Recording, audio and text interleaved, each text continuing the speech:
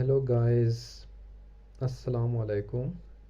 I hope you all are well and welcome to my channel Urdu Talk.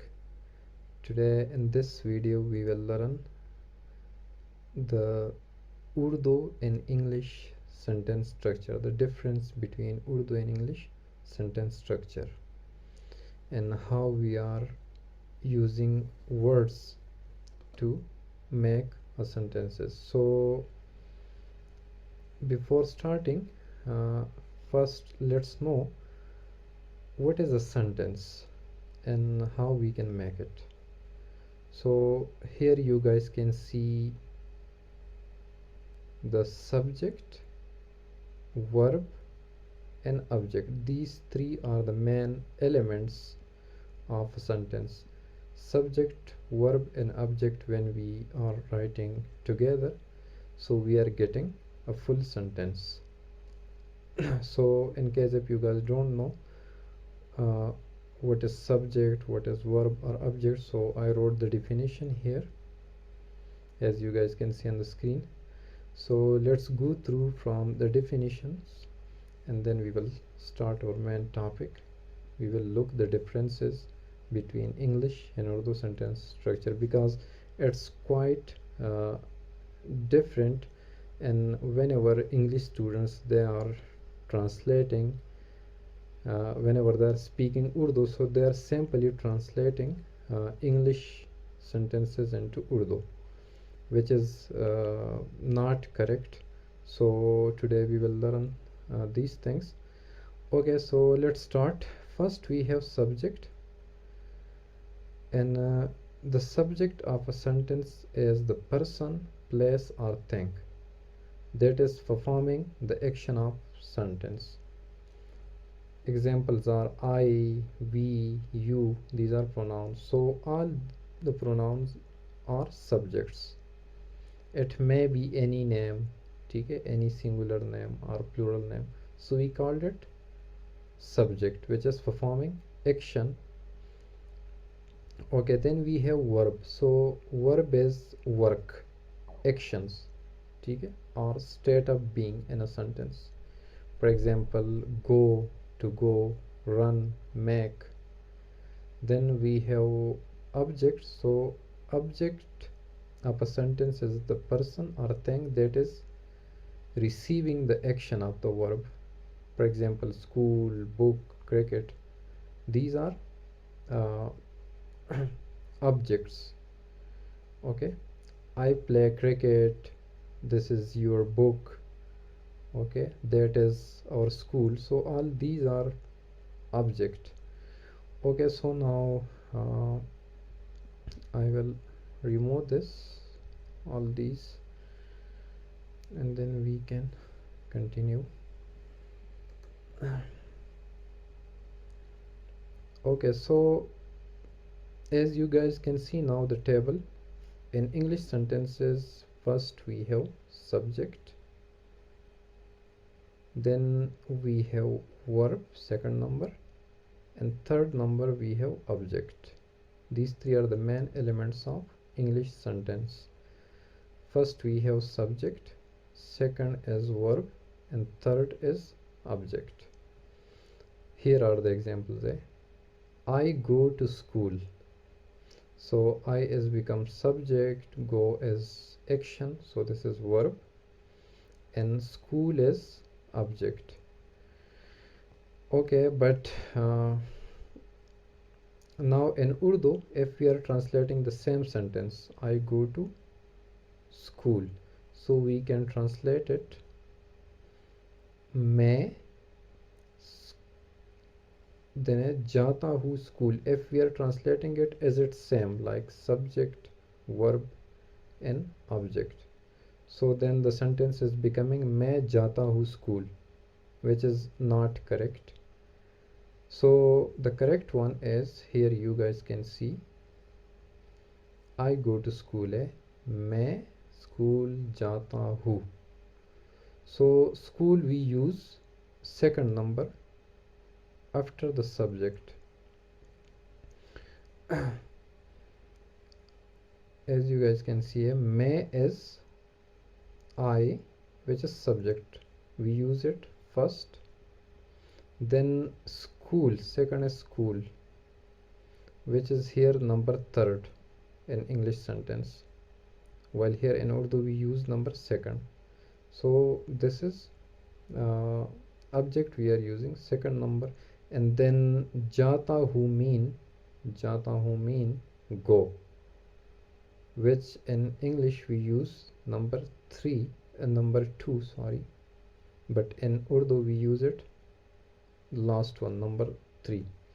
So the English sentence structure is, first we are using subject, then we are using verb, and at the end we are using object.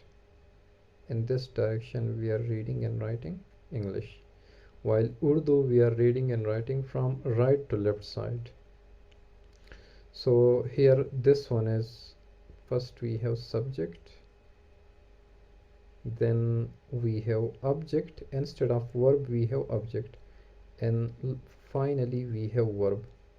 So verb will be always come at the end of Urdu sentences, as you guys can see here.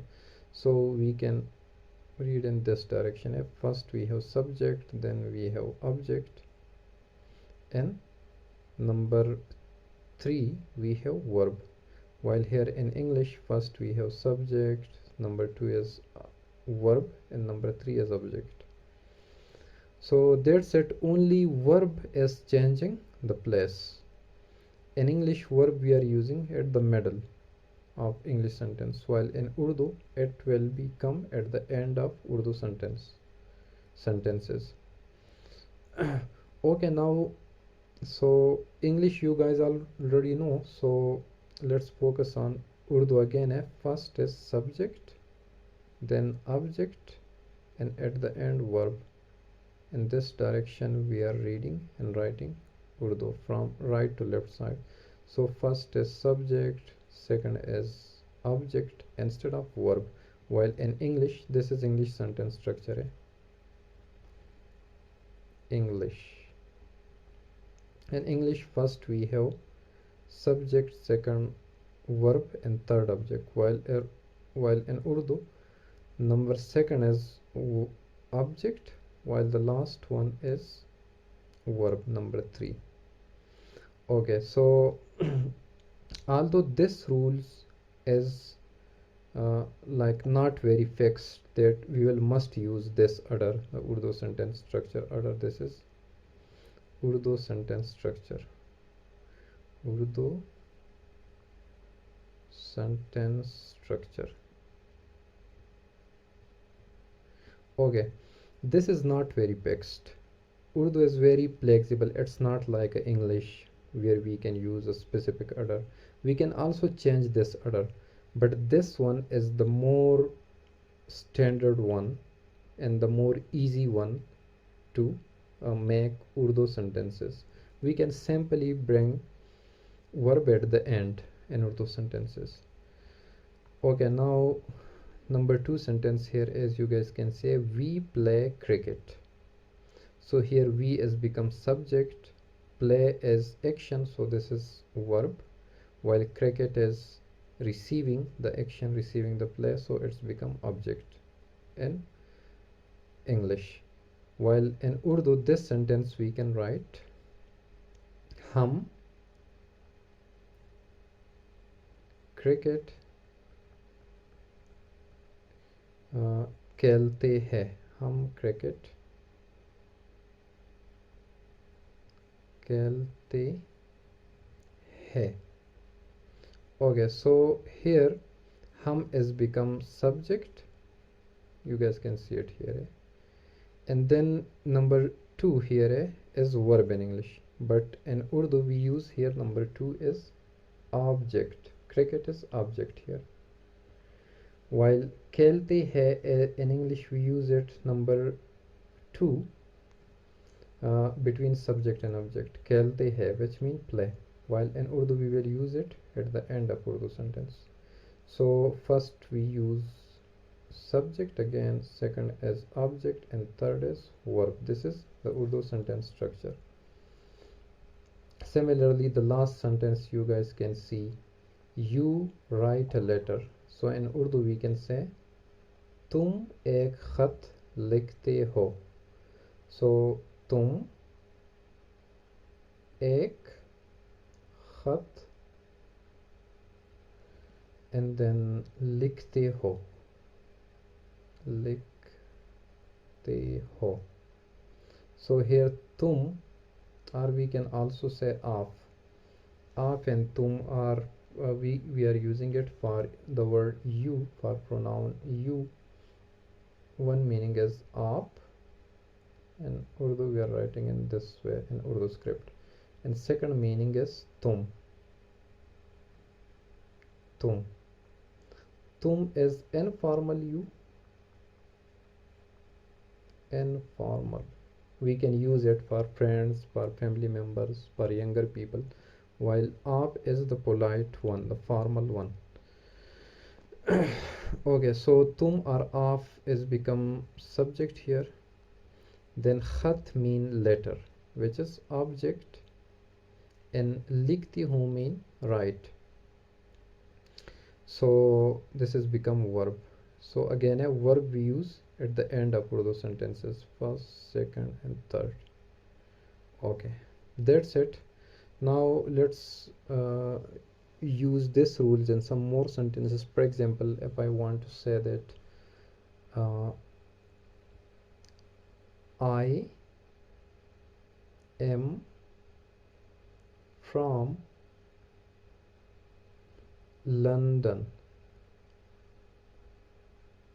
I am from London.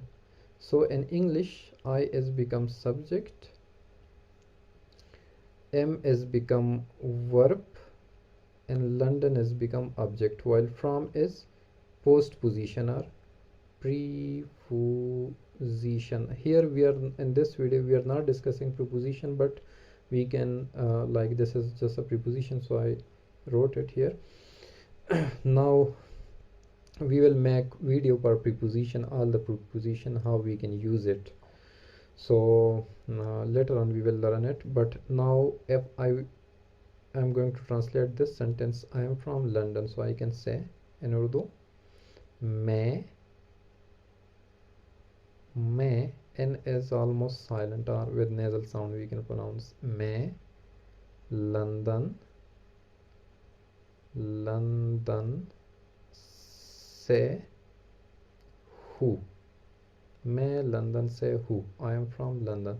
So I is become subject, London has become object, and London says become object, says preposition, which we can use after the object or either before the object. And who is become verb.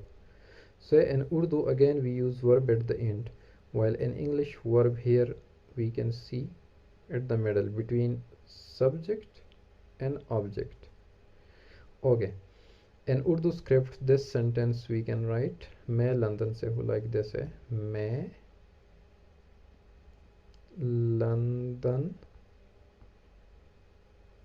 London we can pronounce just London. मैं London से हूँ. So you guys can see मैं is become subject, London as object, and who is verb. That's it. Another example will be for example the sentence says that the sentence will be, for example, again London is in England.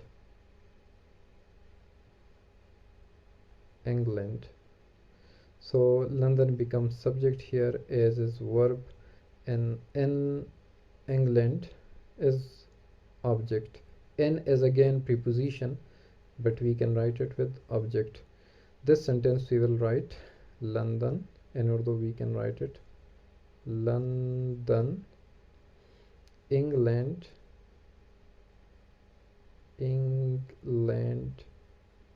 में है. London England में है.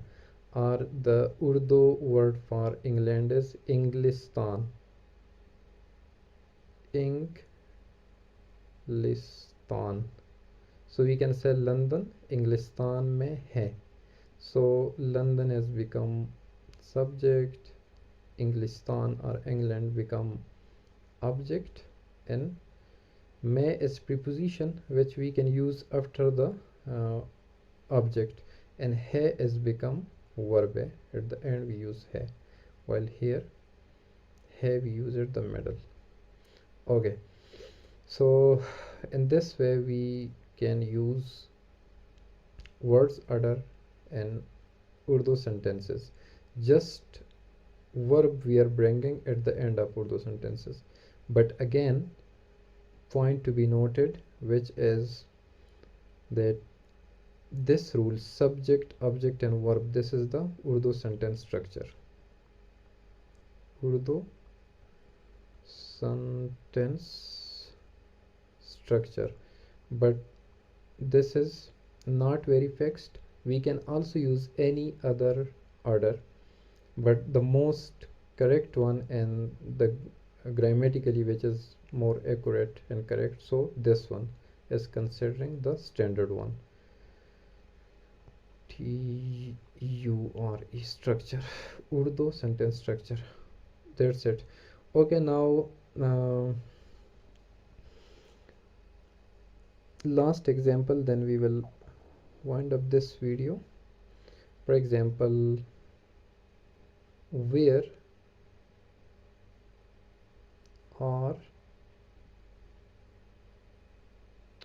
are you from?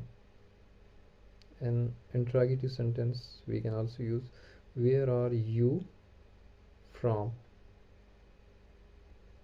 Okay, so here we can use aap to translate that. Aap kahan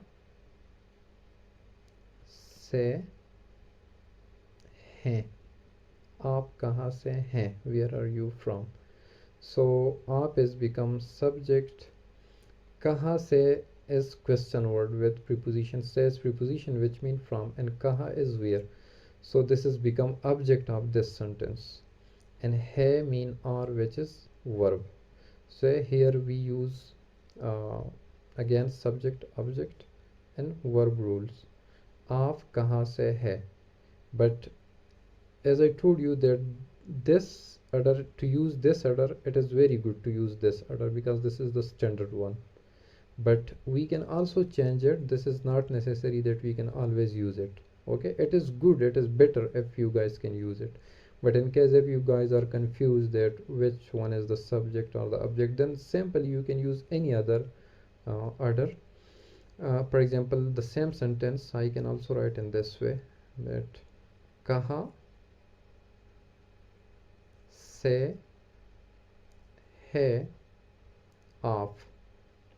Now look at here, subject is here number 3, hai is number 2, which is verb number 2, and kahan se is become object, which is number 1st. Okay, kahan se hai aap. So this one is also acceptable in Urdu. As I told you that any order we can use in Urdu. Urdu is very flexible, but the correct one, the standard one, is this one, subject, object and verb. Okay ji, that's it. Guys, please subscribe to the channel, and inshallah I will see you in next video. Take care. Allah Hafiz.